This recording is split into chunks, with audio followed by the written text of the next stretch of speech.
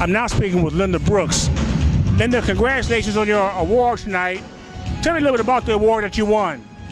Okay, I won the Grassroots Award. I believe it's the first one that the Urban League have given. Okay, but why? Okay, I mentioned that. I heard that they were talking about your block parties, and you're involved in the bicycle trails. Why do you do these things? I mean, what motivates you to be so active? Well, actually, in our community, we are overlooked in a lot of areas. The trails, we were overlooked. They have the Three Rivers Festival. The youth in our community and our families can't afford Three Rivers. So I decided, and some other people in the community as well, we decided that we were going to do something for our community during Three Rivers Festival to offset it. Something free that involves teaching our youth about civic responsibility, teaching them about education, their culture, history, stuff tools. We want to give them tools at this block party. That's really the main reason we have it. But one more thing it does is it shows that there's activities going on within the black community. Yes, we need to keep our community alive with positive things like that.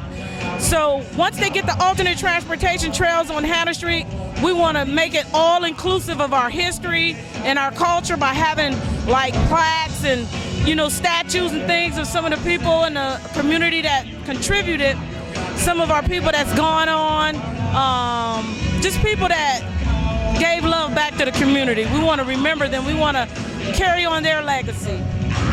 Okay, last thing, so what can the other organizations do in the community to help you in doing what you're doing?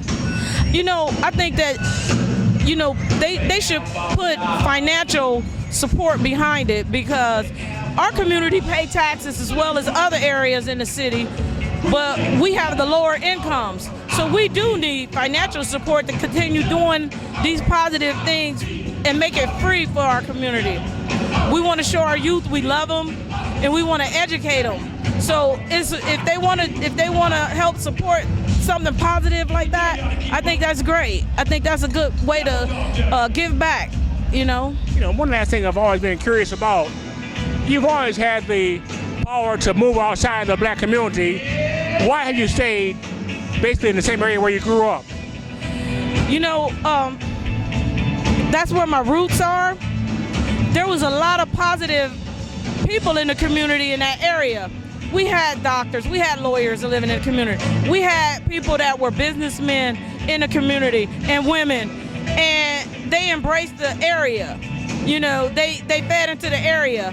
So I want to stay there and be a positive for the youth that's wanting to go to college or thinking positive about owning property, becoming property owners, starting their own businesses. They can, like I have Step Up to Fitness, that's my business. A lot of the youth know that. They see me working, and it encourages them that they can do the same thing, have their own business. That's what we want. We don't want our youth to be educated in the system that we have now and then go and turn around and work in the system versus getting the education and we, the community, supporting them when they open their businesses. I think that is my responsibility to help people younger than me learn something. If they're doing something, then to go and support them. The Urban League theme this year was United We Stand. What does that mean to you? Okay, I think our thing was Stronger Together for Hillary Clinton. No, the Urban League. Yeah.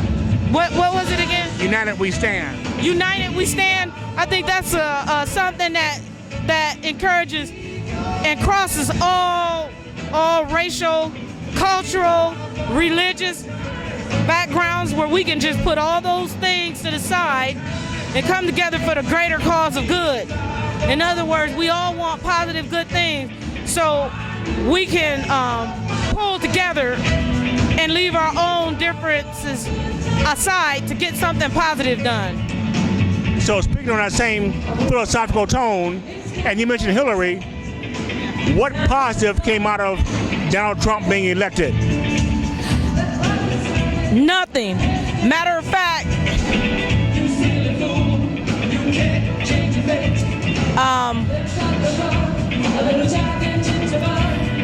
the laws need to be changed in this country. If I gotta follow the laws, anybody with money should be held to the same standard.